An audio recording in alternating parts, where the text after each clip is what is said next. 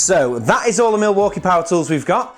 I'm Jonathan here at the Shadow Foam Workshop, and in this video we're going to be taking all of this and creating an epic Milwaukee power tool wall. Big thanks to Power Tool Mate for sending all of these and making this video possible. Well, let's get into it.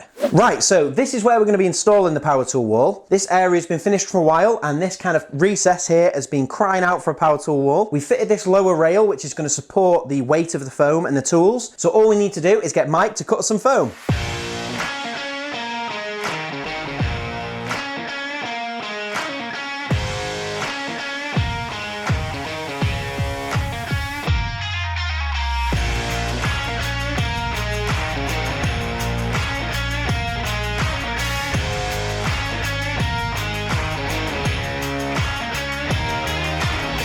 Right, so that's the foam cut, but if you're enjoying this video, make sure to subscribe so you don't miss any of our future videos. Right, so we've got the foam, a 30mm and a 70mm. What we'll do now is we'll put these 30mm backer in place, then we'll take the thicker sheet, we'll put a layout together, and then we can start cutting. 3 hours later. Right, so that's the layout done, and I'm pretty happy with that. We've left space in the middle for a logo, so all that's left to do is get cutting. So all you need for that is one of our cutting kits. That's got everything you need in it to cut foam. It's got a scalpel, it's got the repair glue, it's got blades, instructions, and some stickers. So that's everything you need to cut shadow foam. But seeing as we've got so much shadow foam to cut here, there is a lot of items. I think I'm gonna need some help. So you may remember Dylan from our Teaching the Apprentice video. Oh, looks like I've got a bit of a problem here. Well, he's still here and he's going to help me cut in this power tool wall today. And cameraman Matt, you going to help as well? You can't just sit there filming it, you're going to help as well today, so that's amazing. And yeah, that's it. So make sure you've got your anti-cut gloves on before you start cutting. And all we have to do is place the item where we want it to go, cut around it, and then peel back the foam. But for this, actually, most of these items are that deep, we're going to have to cut all the way through the foam and then put a backer on. So we'll get cutting and then we'll come back to you and show you how we're going to do that.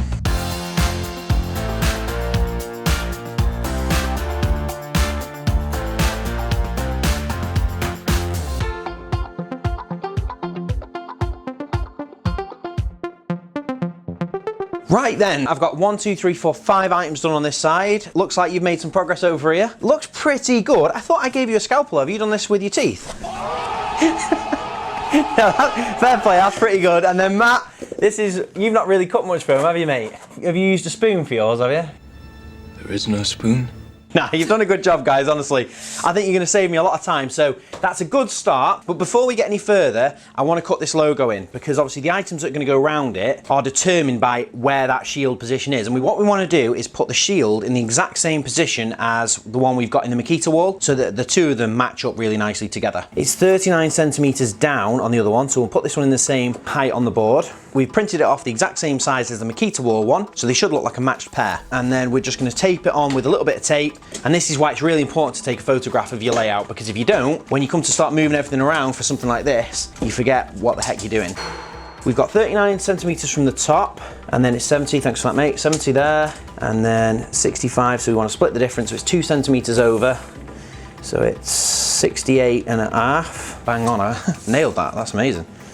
Wow! Wow. Right, so all you have to do, once you've got your logo in position and you're happy with it, all you have to do then is start with the center details. So if I cut the outside of the shield here, then it would all move. So I'm going to cut that last. The same would apply if I was doing like a letter A and there was like the center of an A, you'd cut the center first. For this though, we've got 3 shapes to cut, and we're going to do those 3 first, and then we're going to cut around the outside of the shield. So all we have to do is just follow the logo, nice and tight to the line. We don't have to cut very deep. We just want to make sure we're sticking to the line, and ideally you just want to drag the scalpel and not use it like a saw. If you've got a fresh blade in, it should just cut smoothly like butter, and you'll get a much cleaner finish if you just drag the scalpel through rather than sawing it through. And we'll just carry on with the rest of it.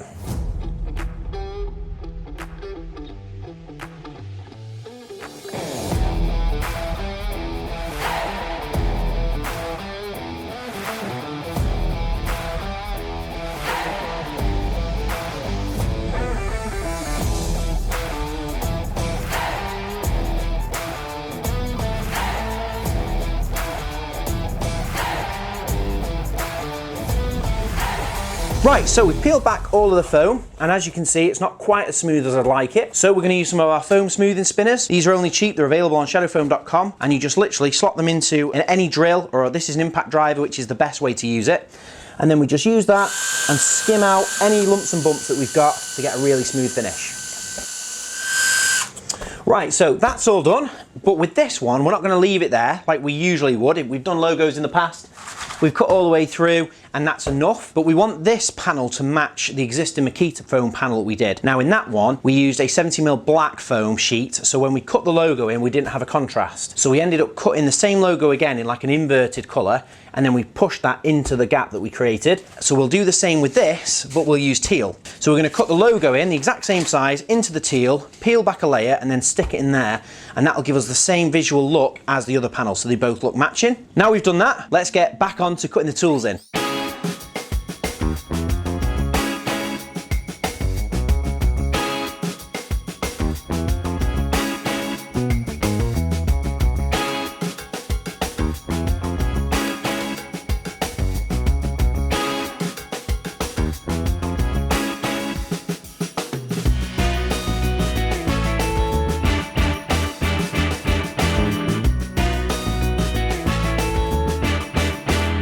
Right, so that is all of the hard work done. We've cut all of the tools in, sparing this last one here, because we're going to show you the process. For anyone who's familiar with shadow foam, you'll know exactly what I'm about to tell you, cut and peel. But for anyone who's new around here, all you have to do is place the item where you want it to go. Use the scalpel that comes in the cutting kit. Cutting kits come with most orders. They're bundled in. There's loads of different offers on the website, shadowfoam.com. So you place the item where you want it to go, and then all we're going to do is put a little bit of light pressure on it so it doesn't move, and then we're going to cut around it with a scalpel. We're using the scalpel like a pencil. So we're just doing a light cut all the way around, trying to keep nice and close to the item and keeping the scalpel 90 degrees to the foam or perpendicular to the foam. And it doesn't matter how deep we go at this point, we're just trying to make sure we get as an accurate as possible outline of the item. Now once you've gone all the way around and you've met back up at the start, we can then move the item out of the way. And I could cut the center detail out, but I'm not going to do that here because that's where we're going to be able to lift the item out of. So once we've cut all the way around, all we have to do then is press down on the foam to expose the cut we've made, and then go back and cut it in deeper.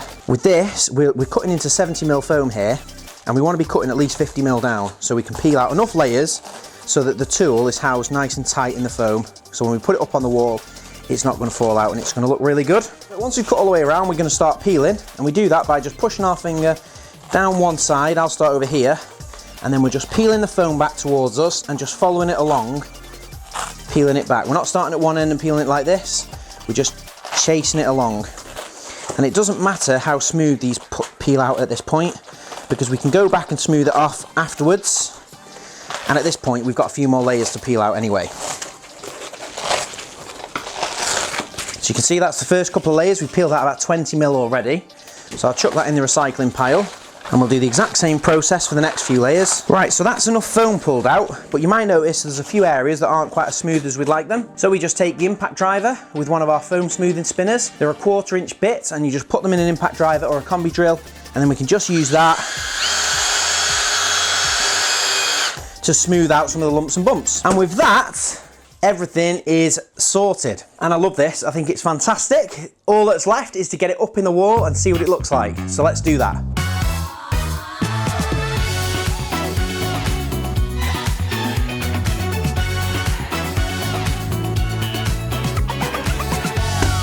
Right, that is the hard bit done, and I think it's looking fantastic already. We've just added some spray glue to the back, that's to bond the 30mm backer and the 70mm front, but we don't have to do anything else. That's the beauty of shadow foam. If you've got it to the right size, it's quite a dense foam, and we've just press fit that in there, and it is held quite tightly without any fixings. I could add some fixings, but because it is so tight for this one, it doesn't need anything. But all we've got to do now is the fun bit, which is getting all the tools back in the wall.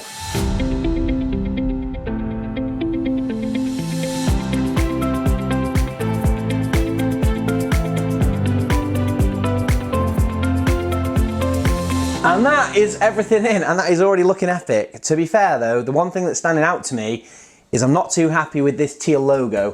I thought when I was doing it all on the table, I thought teal was a good choice, but I think I'm going to change that. And that looks a lot better to me. I think the red really pops. I am so buzzing with how good that looks. I think that's got to be one of my favourite ever power tool walls. A great range of tools in there too. We've really maximised the space. There's a couple of things that are missing. You may have noticed we don't have a circular saw in there. We also don't have any batteries in there, but we'll be mounting the batteries on this wall here with some stealth mounts. We'll put a charger down here. We'll also probably put a circular saw on brackets. It's a bit bulky to get in the foam, usually a circular saw, but I'm loving how good that looks. And a big thank you to Power Toolmate. All these tools came from the Power Toolmate website and they hooked us up big time. So thank you so much to those guys for all your power tools, whether it is Milwaukee or if it's Makita, like this other beastie power tool where we've done, or if it's DeWalt. Head over to Power Toolmate. They've got a huge range of gear over there and some great prices. So big thank you again for those guys. So make sure you subscribe to the channel. Thanks very much for watching. Click the bell icon so you don't miss any of our future videos, and we'll see you next time.